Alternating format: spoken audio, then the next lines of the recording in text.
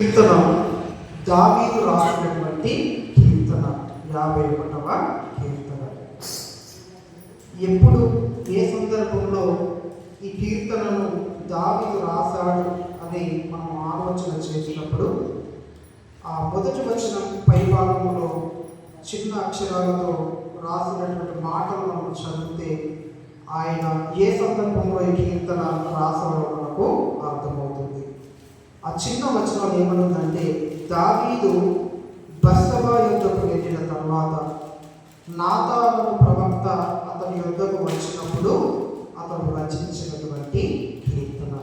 అనగా దావీదు ఈ కీర్తన ఎప్పుడు రాశాడంటే, తాను పాపంలో పడిపోయిన తర్వాత నాతాను అనేటువంటి ప్రవక్త ద్వారా హెచ్చరించబడిన తర్వాత ఆయన ఈ కీర్తన రాసినట్లుగా మనం అక్కడ చూడగలుగుతూ ఉంటాం. ఈ లోకంలో పాఠశాలలో ఉండేటువంటి పుస్తకాలలో కొద్దిమంది ఉన్నతమైన లేదా మహోన్నతమైన వ్యక్తుల యొక్క జీవిత చరిత్రలను ఆ పాఠ్య పుస్తకాలలో చేరుస్తూ ఉంటారు. ఉదాహరణకు గాంధీ గురించి కావచ్చు, లేదా నెహ్రూ గురించి కావచ్చు. ఆ పాఠ్య పుస్తకాలలో వారి జీవిత చరిత్రను రాసేటప్పుడు అందులో వారి జీవితాలలో జరిగిన మంచి విషయాలనే వారు రాస్తారు తప్ప వారిలో ఉన్నటువంటి లోపాలేంటో, వారిలో ఉన్న బలహీనతలేంటో ఆ పాఠ్య పుస్తకాలలో వారు రాయరు. కానీ బైబిల్ గ్రంథంలో దేవుడు ఆయన యొక్క భక్తుల యొక్క మంచిని దేవుడు రాసి పెట్టాడు. బైబిల్లో ఉన్నటువంటి గొప్ప భక్తుల జీవితాలలో ఉన్నటువంటి లోపాలు, బలహీనతలను కూడా దేవుడు రాయించి పెట్టాడు. చాలాసార్లు కొంతమంది మతోన్మాదులు ఏమంటారంటే, బైబిల్ అది భూత పుస్తకము కదా, అందులో పాపం ఉంది కదా, కాబట్టి అది పరిశుద్ధ గ్రంథం ఎలా అవుతుంది అని చెప్పేసి. బైబిల్లో మనం పరిశీలన చేసినప్పుడు, బైబిల్ గ్రంథాన్ని మనం పరిశోధించినప్పుడు, బైబిల్లో ఉన్నటువంటి భక్తులు, బైబిల్లో ఉన్నటువంటి విశ్వాసులు వారు పాపంలో పడిపోవడాన్ని మనం చూస్తాం. చాలా సందర్భాల్లో అనేక మంది భక్తులు మరలా పశ్చాత్తాప వాళ్ళ జీవితాలు మార్చుకున్న వారిని కూడా మనము చూస్తాం. పరిశుద్ధ గ్రంథంలో ఎక్కడ కూడా ఆ పరిశుద్ధ గ్రంథంలో ఉన్నటువంటి దేవుడు పాపం చేసినట్లుగా, ఆయన పాపాన్ని ప్రోత్సహించినట్లుగా ఎక్కడ కూడా మనము ఎటువంటి ఆధారాలు మనము కనుగొనలేదు. బైబిల్లో వ్రాయబడిన ఆ మనుషులు ఒకవేళ వారు పాపం చేయొచ్చు, ఒకవేళ వారు పాపంలో పడిపోవచ్చేమో, కానీ బైబిల్ రాయించినటువంటి దేవుళ్ళు మనం ఎటువంటి లోపాన్ని మనము కనుగొనలేదు. కాబట్టి స్కూల్లో ఉన్న పాఠ్య పుస్తకాలలో గొప్ప గొప్ప వ్యక్తుల చరిత్రను చేర్చేటప్పుడు కేవలం వారి గురించిన మంచిని రాస్తారు తప్ప వారిలో లోపాలు, బలహీనతలు ఏవి కూడా మనకు అక్కడ కనిపించవు. కానీ దేవుడు మాత్రం పరిశుద్ధ గ్రంథంలో ఏ భక్తుల జీవిత చరిత్రలు అయితే ఆయన రాయించాడో వారిలో ఉన్న మంచిని దేవుడు రాయించి పెట్టాడు. వారిలో ఉన్నటువంటి చెడును, పాపాన్ని, ఆ పాపాన్ని బట్టి వాళ్ళ జీవితాల్లో వారు దేవుడి నుండి పొందుకున్నటువంటి శిక్షను కూడా దేవుడు రాయించినట్లుగా మనం పరిశుద్ధ గ్రంథాన్ని పరిశీలన చేసినప్పుడు ఆ విషయం మనకు అర్థమవుతా ఉంటుంది. ఇక్కడ దావీదు ఆయన పాపం చేసిన తర్వాత ఎప్పుడు ఆయనలో పశ్చాత్తాపం కలిగింది అంటే, దేవుడు ఒక ప్రవక్తను పంపించి తన పాపాన్ని ఆయనకు చెప్పేటంత వరకు కూడా, ఆ ప్రవక్త ద్వారా దేవుడు తన గద్దింపులు పంపించినంత వరకు కూడా ఆయన చేసిన పాపం గురించిన పశ్చాత్తాపాన్ని ఆయనలో మనము చూడము. ఆయన పాపాన్ని ఒప్పుకోలేదు. ఆ పాపం విషయమై దావీదు పశ్చాత్తాపం పడ్డట్టుగా మనం అక్కడ చూడవచ్చు. ఎప్పుడైతే నాతాను ప్రవక్త వచ్చి తన పాపాల గురించి ఎప్పుడైతే తను ఒప్పింపజేశాడో అప్పుడు దావీదులో పశ్చాత్తాపం కలిగినట్లుగా మనం అక్కడ చూస్తాము. కాబట్టి చాలాసార్లు మన అతిక్రమాలు ఏదైతే ఉంటాయో అవి దేవునికి మనకు తెలుసు. అయితే అనేక సార్లు మరి ఎవరో ఒకరు వచ్చి దేవుడు ఎవరో ఒకరి ద్వారా మన పాపాల గురించి ఆయన మనల్ని ఒప్పింపజేసే వరకు కూడా మనం దాన్ని ఒప్పుకునే స్థితిలో మనం ఉంటాం. అలాగే పాపల గురించి పశ్చాత్తాపం స్థితిలోని మనము రాము అన్న విషయాన్ని మనం ఇక్కడ గమనించాలి. ఇక్కడ 3వ వచనంలో దావీదు ఏమంటున్నాడంటే, నా అతిక్రమములు నాకు తెలిసే ఉన్నవి, నా పాపం ఎల్లప్పుడూ నా ఎదుట ఉన్నది అనేటువంటి విషయాన్ని మరి అక్కడ దావీదు చెబుతా ఉంటున్నాడు. నా అతిక్రమం ఏంటో, నేను చేసిన పాపం ఏంటో అది నాకు తెలుసు అని అక్కడ దావీదు దేవుడి దగ్గర చెబుతా ఉంటున్నాడు. అనేక సార్లు మనకు దేవుడి దగ్గరికి వెళ్ళి క్షమాపణ అడిగేటప్పుడు మనం ఏమంటామంటే, చాలా సార్లు ప్రభువా తెలుసో తెలియకును, నా నోటి ద్వారాను, నా చూపు ద్వారాను, నా ఆలోచన తలపుల ద్వారాను ఏదైనా ఒకవేళ పొరపాటు పాపాలు జరిగితే నన్ను క్షమించు దేవా అని చెప్పేసి అనేక సార్లు మనం ఆయన ప్రార్థన చేస్తాం. కానీ నిజానికి తెలియాల్సిన విషయం ఏంటంటే, అసలు ఏ పాపం చేశావో నీకు 100% తెలుసు, అలాగే దేవుడికి కూడా తెలుసు. కానీ మనం ఏం చేస్తామంటే, ప్రభు తెలుసు తెలుగు ఏదో ఒకటి పాపం జరిగిపోయినాయి కాబట్టి మేము మన్నించు అన్నట్టుగా మరి అనేక సలహాలు ప్రార్థన ఏదో మాట వలస ఆవేదనగా ప్రభుత్వంలో మనము చేస్తూ ఉంటాం.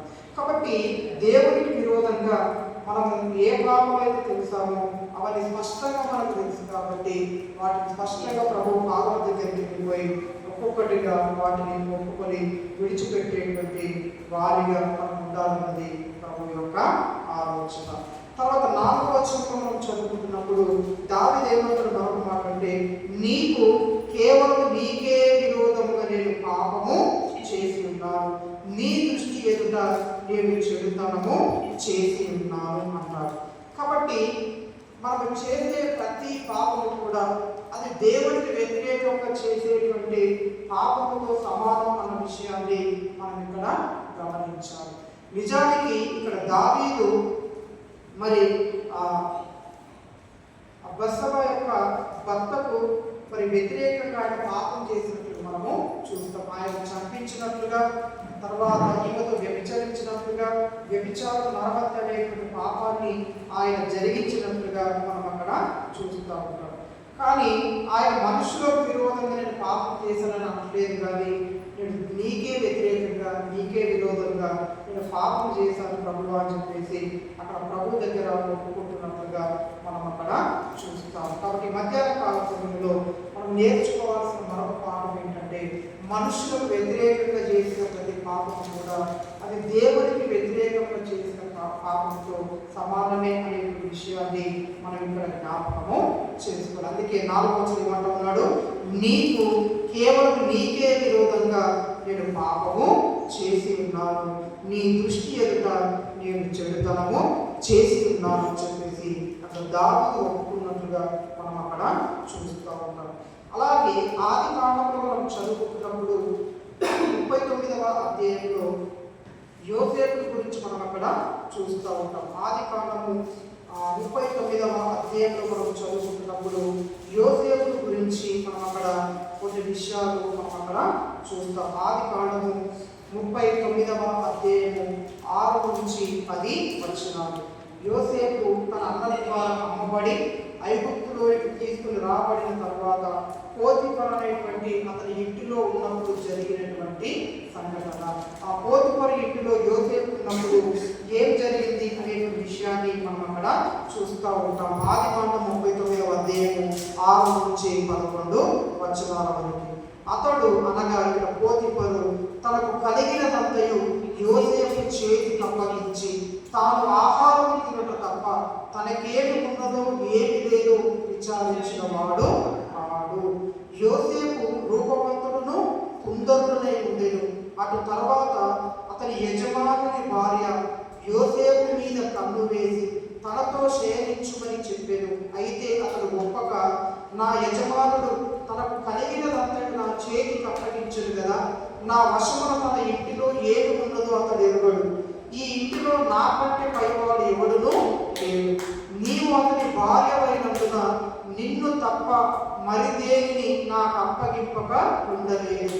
కాబట్టి నేనెట్లు ఇంత ఘోరమైన దుష్కార్యం చేసి దేవునికి విరోధంగా పాపము కట్టుకుంటునని తన యజమానుడు భార్యతో నేను దినదినము ఆమె యోసేపుతో మాట్లాడుచుండని గాని అతడు ఆమెతో శయనించుటకైనను ఆమెతో ఉండుటకైనను ఆమె మాట విన్నవాడు కాడు అనేటువంటి మాట. కాబట్టి పోతీఫరు భార్య యోసేపును పాపం చేయడానికి మాటి మాటికి అతన్ని ప్రేరేపించినప్పుడట అప్పుడు యోసేపు చెబుతున్నటువంటి మాట ఏంటంటే, నేనెట్లు ఇంత ఘోరమైన దుష్కార్యం చేసి దేవునికి విరోధముగా పాపము కట్టుకొందునని తన యజమానుడు భార్యతో అంటే నా యజమానుడికి వ్యతిరేకంగా నేను పాపం చేస్తాను అని అనలేదు కనుక దేవునికి వ్యతిరేకంగా నేను ఎట్లా ఈ దుష్కార్యాన్ని నేను చేస్తాను అనగా మనుషులకు వ్యతిరేకంగా చేసినటువంటి పాపము కూడా అది దేవునికి వ్యతిరేకంగా చేసే పాపంతో సమానం అన్న విషయాన్ని మనము గమనిస్తూ ఉన్నాం. అంత మాత్రమే కాదు, లూకాసు వార్త మనం చదువుకుంటున్నప్పుడు లూకాసు వార్త 15వ అధ్యాయంలో అక్కడ ఒక తండ్రి యొక్క ఇద్దరు కుమారుల గురించి మనం అక్కడ చూస్తాం. లూకాసు వార్త 15వ అధ్యాయంలో మనము తప్పిపోయిన కుమారుల గురించి మనం అక్కడ చూస్తాం. లూకాసు వార్త 15వ అధ్యాయము 11వ వచనంలో మనం చదువుకుంటున్నప్పుడు, మరియు ఆయన ఇట్లనెను, ఒక మనుష్యునికి ఇద్దరు కుమారులు ఉండిరి, వారిలో చిన్నవాడు తండ్రి ఆస్తిలో నాకు వచ్చు భాగమిమ్మని తన తండ్రిని అడగగా అతడు వారికి తన ఆస్తిని పంచిపెట్టాడు. కొన్ని దినములైన తర్వాత ఆ చిన్న కుమారుడు సమస్తమును కూర్చుకొని దూరదేశములకు ప్రయాణమైపోయి అచ్చట తన ఆస్తిని దుర్వ్యాపారం వలన పాడు చేసెను. అదంతయు ఖర్చు చేసిన తర్వాత ఆ దేశముకు గొప్ప కరువు రాగా వాడు ఇబ్బంది పడసాగి వెళ్ళి ఆ దేశస్థులలో ఒకరి చెంత చేరు. అతడు పందులను మేపుటకు తన పొలములలోనికి వారిని పంపాడు. వాడు పందులు తిను పొట్టుతో తన కడుపు నింపుకున్న ఆశపడిన గాని ఎవడునూ వారికి ఏమీ ఇయ్యలేదు. అయితే బుద్ధి వచ్చినప్పుడు వాడు, నా తండ్రి యొక్క ఎంతో మంది కుమిలి వాళ్లకు అన్నము సమృద్ధిగా ఉన్నది, నేనైతే ఇక్కడ ఆకలికి చచ్చిపోవచ్చున్నాను. నేను లేచి నా తండ్రి యొద్దకు వెళ్ళి, తండ్రి, నేను పరలోకమునకు విరోధముగాను నీ ఎదుటను పాపము చేసి తిని ఇక మీదట నీ కుమారుడని అనిపించుకున్నకు యోగ్యుడను కాను. నన్ను నీ కూలి వారిలో ఒకరిగా పెట్టుకొనుకొని అతనితో చెప్పుదుననుకొని లేచి తండ్రి యొద్దకు వచ్చెను. వాడికి దూరంగా ఉన్నప్పుడు తండ్రి వారిని చూచి కనికరపడి పరిగెత్తి వాని మెడ మీద ముద్దు పెట్టుకున్నాడు. అప్పుడు ఆ కుమారుడు అతనితో, తండ్రి, నేను పరలోకమునకు విరోధముగాను నీ ఎదుటను పాపము చేసి తిని ఇక మీద నీ కుమారులని అనిపించుకుంటకు యోగ్యుడను కాను. కాబట్టి ఇక్కడ తప్పిపోయిన కుమారుడు కూడా చెబుతున్న మాట ఏంటంటే, తండ్రి నీకు విరోధంగా నేను పాపము చేస్తాను అని అక్కడ ఒప్పుకుంటున్నట్టుగా మనం అక్కడ చూస్తాం. కాబట్టి మన ఆనందిన జీవితంలో మనుషులకు వ్యతిరేకంగా చేసేటువంటి ప్రతి పాపము కూడా అది దేవునికి వ్యతిరేకమైన పాపంతో సమానం అనేటువంటి విషయాన్ని మనం ఇక్కడ గమనించాలి. అలాగే 4వ వచనంలో ఆ కీర్తన 51 4వ వచనంలో మనం నేర్చుకోవాల్సిన మరొక మాట ఏంటంటే, దేవుడు ఆయన మన ప్రతి పాపములను కూడా ఆయన తీర్పు తీర్చే దేవుడని, అలాగే మనకు చేసే ప్రతి పాపములకు ఆయన శిక్షను విధించేటువంటి దేవుడు అన్న విషయాన్ని మనం ఇక్కడ జ్ఞాపకము చేసుకోవాలి. 4వ వచనం ఏమంటాడంటే, నీకు కేవలం నీకే విరోధం అనే పాపము చేసి ఉన్నాను, నీ దృష్టి ఎదుట నేను చెడుతనము చేసి ఉన్నాను, కావున ఆజ్ఞ ఇచ్చినప్పుడు నీవు నీతిమంతుడుగా అగబడుదువు, తీర్పు తీర్చినప్పుడు నిర్మలుడుగా అగబడుదువు అనేటువంటి మాట. కాబట్టి మనం చేసే ప్రతి పాపానికి దేవుడు తీర్పు తీరుస్తాడని, మనం చేసే ప్రతి పాపములకు దేవుడు ఖచ్చితంగా శిక్ష విధిస్తాడు అనేటువంటి విషయాన్ని మనం ఇక్కడ జ్ఞాపకము చేసుకోవాలి. కొన్నిసార్లు దేవుడు కొందరు పాపము చేసినప్పుడు వెంటనే ఆయన శిక్షిస్తాడు. కొన్నిసార్లు కొంతమంది పాపం చేసినప్పుడు వారు ఎన్ని పాపాల్లో మునిగి తేలుతున్నా కూడా అప్పుడు దేవుడు ఎటువంటి శిక్షలను ఆయన తన ఉగ్రత వాళ్ళ జీవితంలోనికి ఆయన పంపించాడు.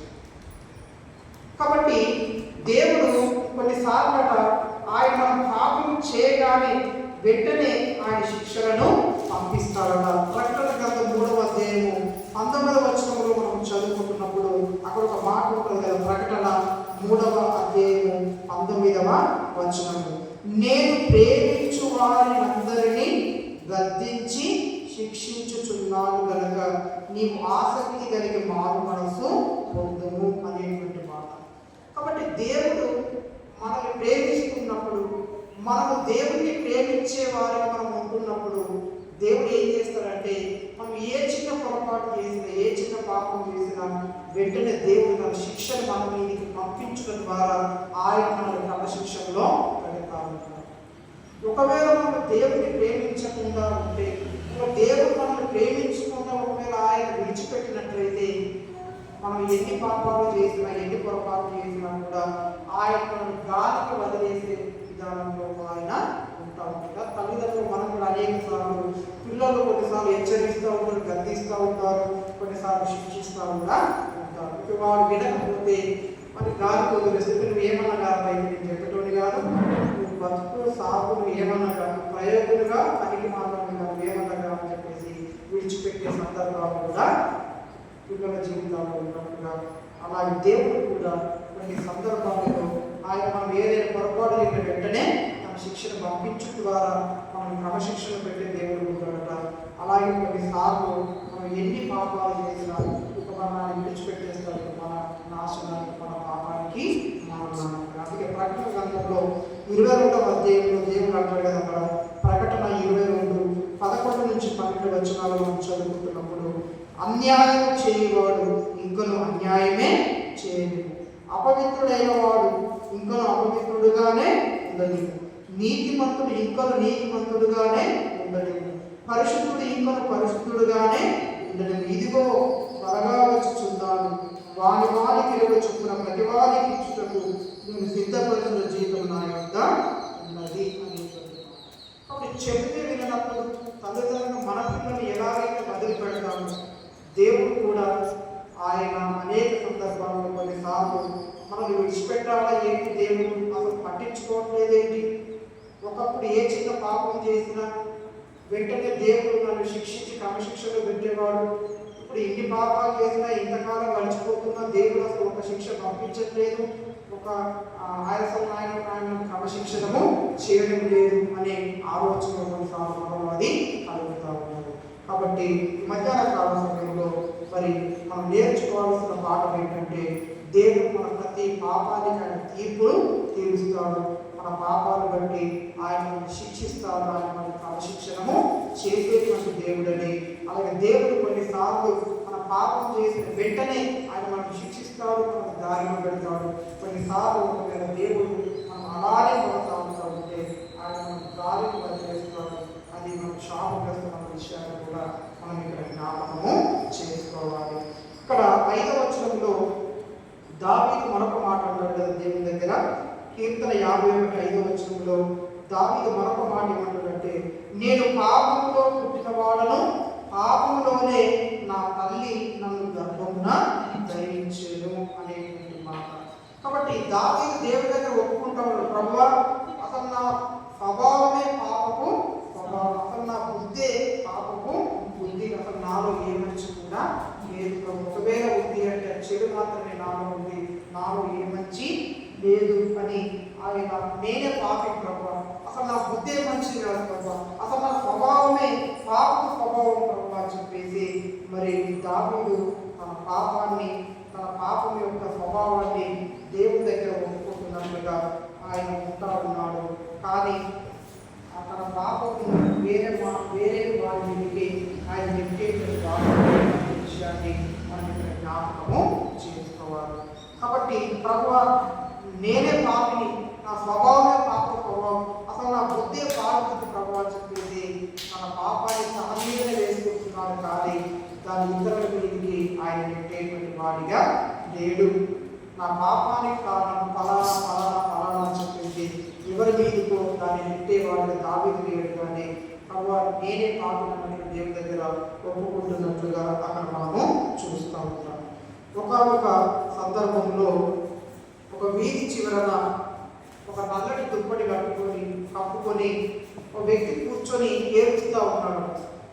సరే ఆ వీధి గంట వెళుతున్నటువంటి సేవకుడు అది ఎవరు కూర్చొని ఏడుస్తూ ఉన్నారు, ఎవరా వ్యక్తి వీధి చివరన అలా మూలన కూర్చొని నిండా దుప్పటి కప్పుకొని ఏడుస్తూ ఉన్నాడు ఎవరో వ్యక్తి అని చెప్పేసి మొత్తం మీద దగ్గరికి వెళ్ళేసి బాబు ఎవరు మరి ఎందుకు ఏడుస్తున్నారు కదా ఏం బాధ వచ్చిందని చెప్పేసి మరి ఆ ముసుగు కాస్త తీసి మరి అడిగినప్పుడు ఆ వ్యక్తి అంటా ఉన్నాడట, నేను అపవాదిని, నేను సాతాను.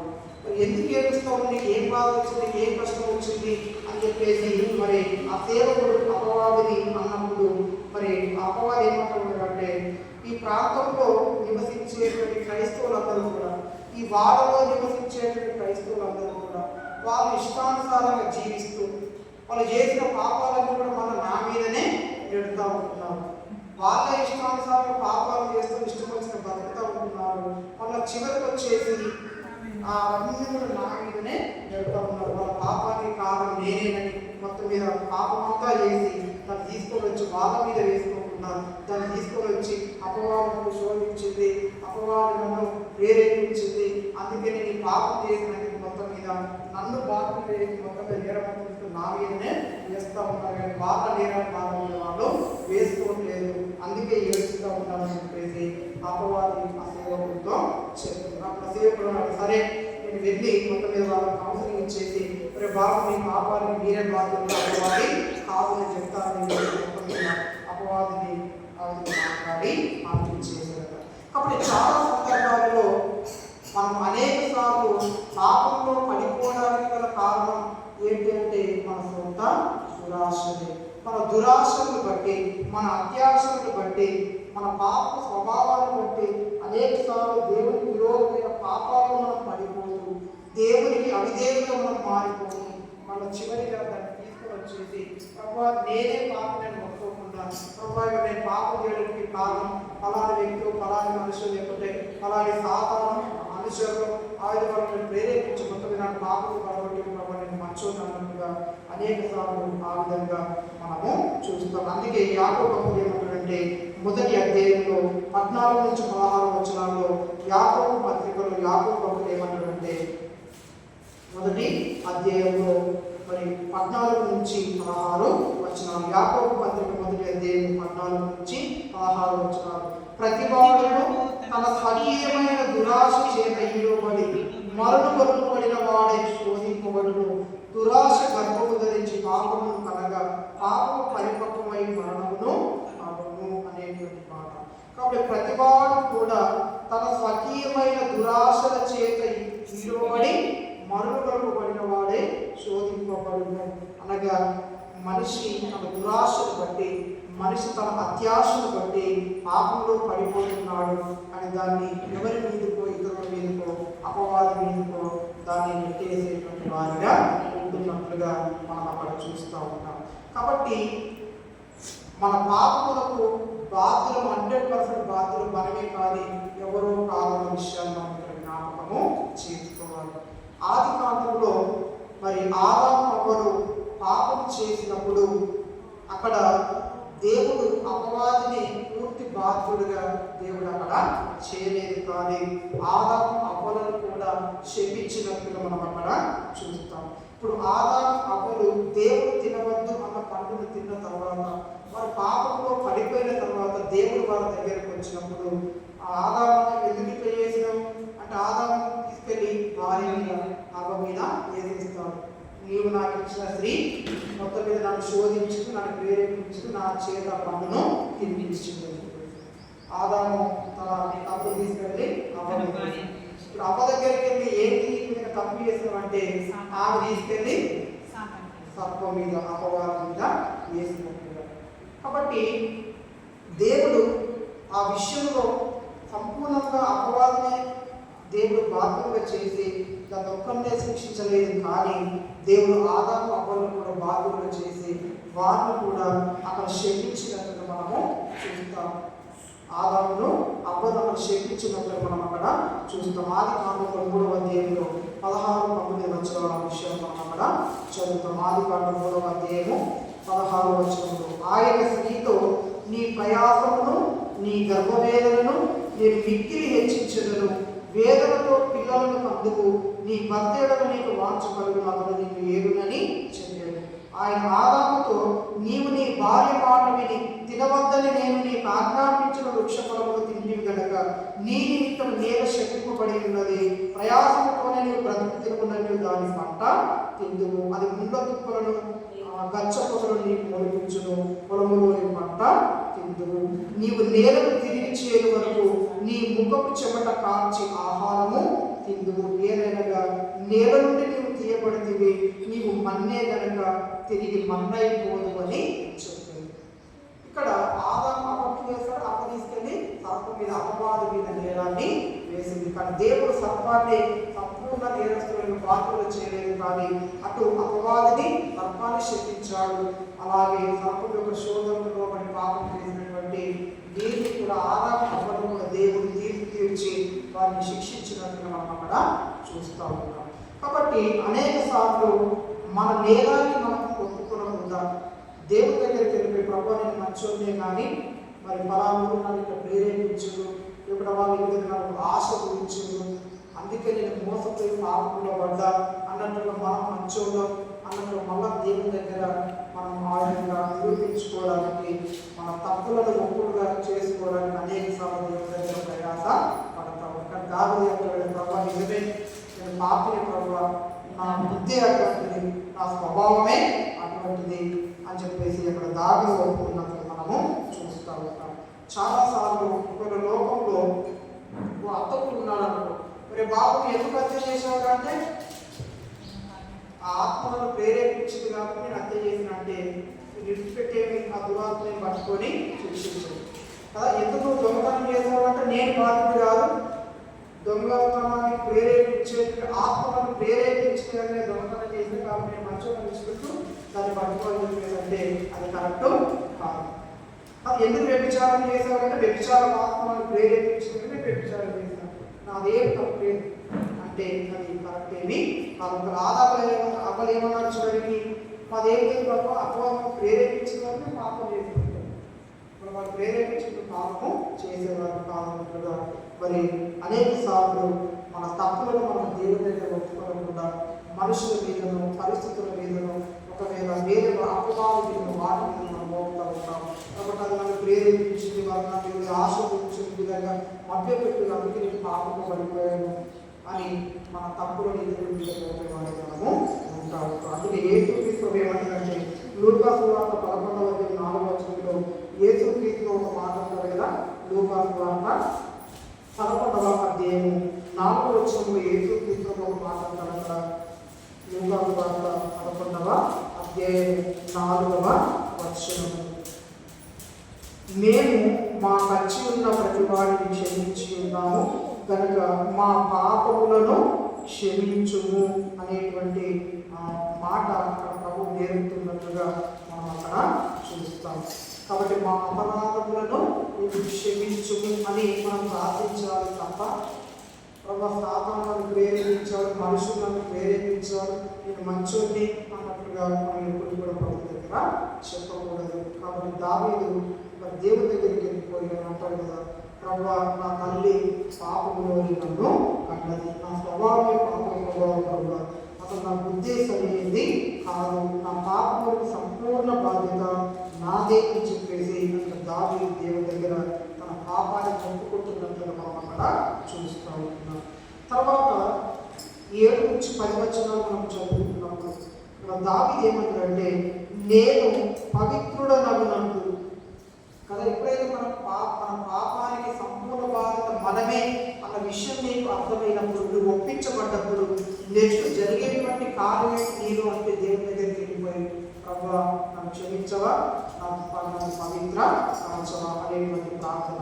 అప్పుడు 7వ వచనం నుంచి మనం చదువుకుంటున్నప్పుడు దావీదు ఏమంటాడంటే, నేను పవిత్రుడనగునట్లు హిస్సోపుతో నా పాపము పరిహరింపు, హిమము కంటే నేను తెల్లగా ఉన్నట్లు నీవు నన్ను కడుగును, ఉత్సాహ సంతోషములు నాకు వినిపింపుము. అప్పుడు నీవు విరిచిన ఎముకలు హర్షించును. నా పాపములకు విముఖము కమ్ము, నా దోషములన్నిటినీ తుడిచివేయును. తర్వాత దేవా నా యొక్క శుద్ధ హృదయమును కలుగచేయును, నా అంతరంగములో స్థిరమైన మనసును నూతనముగా పుట్టించును. కాబట్టి హిస్సోపుతో నన్ను కడుగు ప్రభువా అని చెప్పేసి హిస్సోపు గురించి ఇప్పుడు చూస్తాం. నిర్గమకాండం 12వ అధ్యాయంలో 21-22 వచనాల్లో మనం అక్కడ చూస్తూ ఉంటాం. మరి ఐగుప్తు యొక్క బానిసత్వంలో నుంచి ఇశ్రాయేలు ప్రజలు విడుదల పొందే ఆ సమయంలో దేవుడు చివరిసారి వారికి ఏం చెప్తారంటే, మరి ప్రతి వాడు కూడా గొర్రెపిల్ల యొక్క రక్తాన్ని వారి యొక్క ద్వారగుమ్మములకు నిలువు కమ్ములకు దాన్ని రాయండి. ఈ రాత్రి కాల సమయంలో మరణపు దూత ఐగుప్తు దేశంలోకి ప్రవేశిస్తుంది. ఎవరి గుమ్మములకైతే రక్త ప్రోక్షణం ఉంటుందో ఆ గుమ్మాన్ని దాటి వెళుతుంది మరణపు దూత. ఏ గృహములకైతే ఆ ద్వారములకు నిలువు కమ్ములకు అడ్డు కమ్ములకు ఆ రక్త ప్రోక్షణం లేదు, ఆ ఇంటిలోనికి మరణపు దూత ప్రవేశించి వారి ఇంటిలో ఉన్నటువంటి తొలిచూడలో పుట్టినటువంటి కుమారుణ్ణి సంహరిస్తుంది అనే విషయాన్ని దేవుడు అక్కడ చెప్తే, ఆ తర్వాత వారి ఇశ్రాయేలు ప్రజలు మరి గొర్రె పిల్లలు పస్కా బలిని అక్కడ వారు అర్పించి ఆ గొర్రె పిల్ల యొక్క రక్తాన్ని ఆ హిస్సోపు అనేటువంటి ఆ పురుషతో మరి ప్రతి వారు కూడా వారి ద్వారాలను ఆ ప్రోక్షింపజేసినప్పుడు ఆ మరణ దూత గొర్రె పిల్ల యొక్క రక్తాన్ని చూసి ఆ గృహాలను దాటి వెళ్ళిపోయినట్టుగా ఆ రాత్రికాల సమయంలో జరిగిన విషయం ఏంటంటే, ఐగుప్తు దేశంలో ఉన్నటువంటి ప్రతి ఇంటిలోని కూడా మరణదూత ప్రవేశించి ప్రతి ఇంటిలో తొలిచూరులో పుట్టినటువంటి కుమారుని సంహరించినట్లుగా మనం అక్కడ చూస్తూ ఉంటాం. తెల్లారి వేసేసరికి ఐగుప్తు దేశంలో ఉన్నటువంటి అన్నుల ఇంట్లో ప్రతి ఇంటిలో కూడా ఒక డెడ్ బాడీ ఉన్నట్లుగా, గొప్ప రోగల ధ్వని చేత ఐగుప్తు దేశం తిప్పబడినట్లుగా ఇశ్రాయేలు ప్రజల్లో ఏ ఒక్కరు కూడా తొలిచూరులో పుట్టినటువంటి ఏ ఒక్కరు కూడా నశించిపోకుండా ఉన్నట్లుగా మనం అక్కడ చూస్తూ ఉంటాం. కాబట్టి హిస్సోపు గురించి మొట్టమొదటి మనం అక్కడ వింటూ ఉంటాం. కాబట్టి ఇక్కడ దావీదు ఏమంటున్నాడు దేవుని దగ్గరికి వెళ్ళాలంటే, ప్రభువా నువ్వు నన్ను పరిశుద్ధపరచు, ప్రభువా నా హృదయాన్ని నువ్వు పరిశుద్ధపరచు, ప్రభువా శుద్ధమైన హృదయాన్ని నువ్వు నాలో కలగచేయి, నా పాపాలను తుడిచివేయి ప్రభువా, నన్ను నీతి మంటల్లో తుడిచి దేవా అని చెప్పేసి దేవుని దగ్గర దావీదు ప్రార్థిస్తున్నట్టుగా మనం అక్కడ చూస్తూ ఉంటున్నాం. కాబట్టి ఈ లోకంలో మనకు క్రీస్తు యొక్క రక్తము మనకు ఆశ్రయంగా, దేవుని పిల్లలుగా మనకు పాపంలో పడిపోము అనడానికి ఆస్కారమేమీ లేదు. దేవుని పిల్లలుగా అనేక సార్లు కొన్ని సందర్భాలలో మనము పాపంలో పడిపోవచ్చు. అయితే మనకు యేసు క్రీస్తు యొక్క రక్తము మనకు ఉన్నది అనే విషయాన్ని మనం ఇక్కడ జ్ఞాపకము చేసుకోవాలి. 1 యోహాను పత్రిక 2వ అధ్యాయం 1వ వచనంలో మనం చదువుతున్నప్పుడు క్రీస్తు రక్తము ప్రతి పాపము నుండి కూడా అది మనల్ని విడిపిస్తుంది, పవిత్రులను చేస్తున్న విషయాన్ని మనం అక్కడ చూస్తాం. 1 యోహాను పత్రిక 1వ అధ్యాయం 9వ వచనం, మన పాపములను మనం ఒప్పుకొని ఎడల ఆయన నమ్మదగిన వాడును నీతిమంతుడు కనుక ఆయన మన పాపములను క్షమించి సమస్త దుర్నీతి నుండి మనల్ని పవిత్రులుగా చేయను. మనము పాపము చేయలేదని చెప్పుకునే ఎడల ఆయన్ను అబద్ధులను చేయవారు ఉండదు, మరియు ఆయన వాక్యం మనలో ఉండదు. కాబట్టి యేసు క్రీస్తు యొక్క రక్తమట మన పాపాలను మనం ఒప్పుకుంటున్నప్పుడట మరి సమస్తమైన దుర్నీతి నుండి ఆ రక్తము మనల్ని పరిశుద్ధులుగా మారుస్తుంది అన్న విషయాన్ని మనం జ్ఞాపకము చేసుకోవాలి. కాబట్టి దావీదు దేవుని దగ్గరికి వెళ్ళిపోయి, ప్రభువా నన్ను పవిత్రపరచవా, నన్ను పరిశుద్ధపరచవా, నా హృదయాన్ని శుద్ధి చేయవా అని చెప్పేసి వేడుకున్నట్లుగా మన అనుదిన జీవితాల్లో మన పాపంలో పడిపోయినప్పుడు యేసు క్రీస్తు కలువరి శిలువలో కాల్చిన రక్తం నీకు ఉన్నది కాబట్టి ఆయన రక్తాన్ని నువ్వు ఆశ్రయించినప్పుడు, ఆ ప్రభువు పాదాల దగ్గరికి వెళ్ళి పాపాలను ఒప్పుకున్నప్పుడు దేవుడంట ఆ సమస్త దుర్నీతి నుండి కూడా నేను విడిపించి నేను పరిశుద్ధురాలుగా పవిత్రురాలుగా దేవుడు మారుస్తాడనే విషయాన్ని మనం ఇక్కడ జ్ఞాపకము చేసుకోవాలి. యేసు క్రీస్తు యొక్క రక్తం నీ పాపాల నుంచి విడిపిస్తుంది, పరిశుద్ధపరుస్తుంది అన్న విషయాన్ని మనం ఇక్కడ జ్ఞాపకము చేసుకోవాలి. కాబట్టి యేసు క్రీస్తు ప్రభు ఆయన పరలోకంలోకి వెళ్ళిపోయి తండ్రి దగ్గర ఉత్తరవాదిగా ఆయన మనకు ఉన్నాడని, తండ్రి దగ్గర ఆయన విజ్ఞాపనం చేయుచున్నాడన్న విషయాన్ని మనము చూస్తూ ఉన్నాం. కాబట్టి మనం పాపం చేసినప్పుడు ఏం జరుగుతుందంటే, ఒకవేళ ఒక కోర్టు సీన్ మనం ఊహించుకున్నట్లయితే, కోర్టులో జడ్జి ఉంటాడు, అలాగే నిర్దోష పాపం చేసిన నేరస్తుడు ఉన్నాడు, అలాగే ప్రతివాదు ఉన్నాడు, తర్వాత ఆయన పక్షాన వాదించే లాయర్లు ఉంటారు. ఇప్పుడు జడ్జి స్థానంలో తండ్రి అయిన దేవుడు ఉంది. ఒకవేళ మనం పాపం చేసి ఒకవేళ తండ్రి సన్నిధికి వెళ్ళిపోయి మనం పాపంగా నేరస్తూ ఒకవేళ తండ్రి సన్నిధిలో నిలబడ్డప్పుడు మన తండ్రి అంటాడు, మరే మళ్ళీ వచ్చిన పాపం చేసేది కదా. కొందరు డైలీ కష్టపడి ఉంటారు, కోర్టులోకి వెళ్ళిపోతూ ఉంటారు, నేరం చేస్తాడు, వస్తాడు, కొందరు శిక్ష అనుభవిస్తారు, మళ్ళీ లోపల పోతాడు, మళ్ళీ నేర్పి మళ్ళీ వస్తువులు వాళ్ళ పనే అది.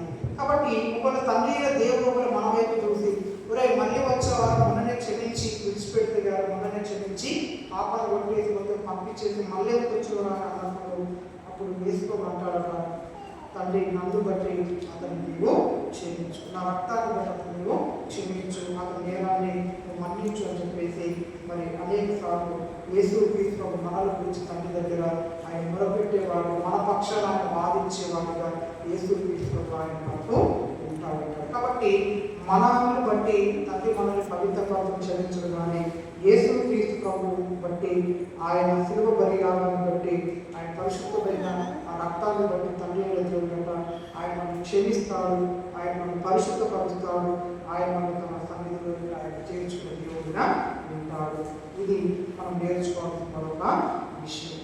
సామెతల గ్రంథంలో 28వ అధ్యాయంలో మనం చదువుకుంటున్నప్పుడు అక్కడ 11వ వచనం ఏ విధంగా రాసి ఉంటుంది కదా, అతిక్రమములో దాచిపెట్టువాడు వర్ధిల్లుడు, కానీ వాటిని ఒప్పుకొని విడిచిపెట్టువాడు దేవుని యొక్క కనికరాన్ని పొందును అనేటువంటి మాట.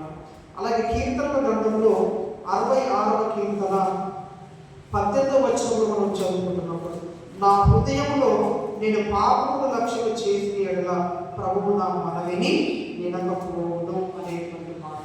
కాబట్టి మనం పాపాన్ని దేవుడి దగ్గర ఒప్పుకొనకుండా, ఒకవేళ పాపాన్ని మనం విడిచిపెట్టకపోతే, క్రీస్తు కలవలసిన రక్తంలో మనల్ని మనం కడిగి పరిశుద్ధపరచుకోకపోతే, మనం పాపముగానే ఉంటే జరిగేటువంటి నష్టం ఏంటంట అంటే మనం వర్ధిల్లబట, అలాగే దేవుని కనికరాన్ని దేవుని దీవెన ఆశీర్వాదాలు మన జీవితంలో మనము పొందుకోలేము.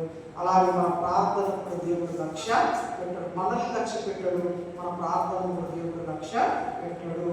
తర్వాత కీర్తన 51 మనం చదువుకుంటున్నప్పుడు పాపం వల్ల కలిగేటువంటి నష్టాల గురించి మనం అక్కడ చదువుకుంటున్నప్పుడు 11వ వచనం అంటాడు కదా దావీదు, నీ సన్నిధిలో నుండి నన్ను త్రోసివేయకుము, నీ పరిశుద్ధాత్మను నా యుద్ధ నుండి తీసివేయకుము, నీ రక్షణ ఆనందము నాకు మరలా పుట్టించుము, సమ్మతి గల మనల్ని కలుగ చేసి నన్ను చూడపరచుము. అంటే పాపం వల్ల దేవుని సన్నిధికి మనం దూరము అవుతాం, అలాగే రక్షణ ఆనందాన్ని మనం కోల్పోతాం, అలాగే మానసికంగా మనం బలహీనమైపోతాం, అటు ఆత్మీయంగా మనం బలహీనమైపోతాం, కొన్నిసార్లు శారీరకంగా కూడా మనం బలహీనము అవుతా ఉంటాం. 8వ వచనం అంటాడు కదా దావీదు, ఉత్సాహ సంతోషము నాకు వినిపించుము, అప్పుడు నీకు విరుచిన ఎముకలు దర్శించును అనేటువంటి మాట.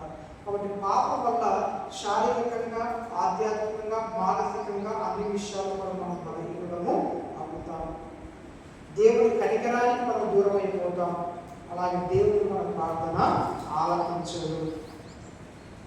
కాబట్టి చివరిగా దావీదు 14వ వచనం ఈ విధంగా ప్రభు దగ్గర ప్రార్థన చేస్తూ ఉన్నాడు కదా, దేవ నా రక్షణకర్తయైన దేవ రక్తాపరాధం నుండి నన్ను విడిపించుము అని చెప్పేసి, అలాగే ఆత్మీయంగా నన్ను బలపరచు. 11వ వచనం, నీ సన్నిధిలో నుంచి నన్ను తోసివేయకు ప్రభువా, నీ పరిశుద్ధాత్మను తీసివేయకు ప్రభువా, నీ రక్షణాత్మను నాకు మరలా పంపించు ప్రభువా, సమ్మతి గల మనస్సును కలగ చేసి నువ్వు నన్ను దృఢపరచు దేవా అని చెప్పేసి మరి అక్కడ దావీదు దేవుని సన్నిధిలో ప్రార్థించినట్లుగా, అలాగే నీ సన్నిధిలో నువ్వు నన్ను చేర్చుకో ప్రభు, నీ సన్నిధిలో నుంచి నన్ను వెళ్ళబోతుంది, అలాగే నాకు తోడుగా ఉంటుంది దేవా అని చెప్పేసి దావీదు ప్రభు సన్నిధిలో ప్రార్థించినట్లుగా మనం ఇక్కడ చూస్తాం. కాబట్టి మధ్యాహ్న కాల సమయంలో పాపం మనల్ని ప్రభు సన్నిధికి దూరం చేస్తుంటుంది. మనుషులకు వ్యతిరేకంగా జరిగించే ప్రతి పాపం అది దేవునికి వ్యతిరేకంగా చేసిన పాపంతో సమానమని.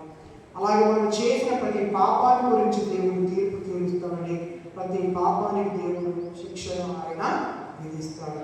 కొన్నిసార్లు వెంటనే దేవుడు శిక్షించవచ్చు, కొన్నిసార్లు దేవుడు మనల్ని విడిచి పెట్టవచ్చు. అలాగే దావీదు చెప్పుకున్నట్టుగా, ప్రభువా నా పాపానికి కారణమే, నా అవిధేయత కారణమే, ఎవరో కాదు అని ప్రభు దగ్గర స్పష్టంగా మన పాపాలను ఒప్పుకునే వారి ఉండాలి తప్ప, ఒకవేళ దాన్ని వేరే వారి నేను పాపం చేయడానికి కాదు, నేను కాదు, ఫలానా వ్యక్తులు, మనుషులు, మన పరిస్థితులు లేదా అపవాది మన అంశాల పక్షంగా మన పాపాన్ని వేరే వారి మీద పెట్టే ప్రయత్నం కాదు, కానీ ఆ పాపానికి సంపూర్ణమైన బాధ్యత నాదే ప్రభువా అని ప్రభు దగ్గర ఒప్పుకునే వారిగా మనం ఉంటాం.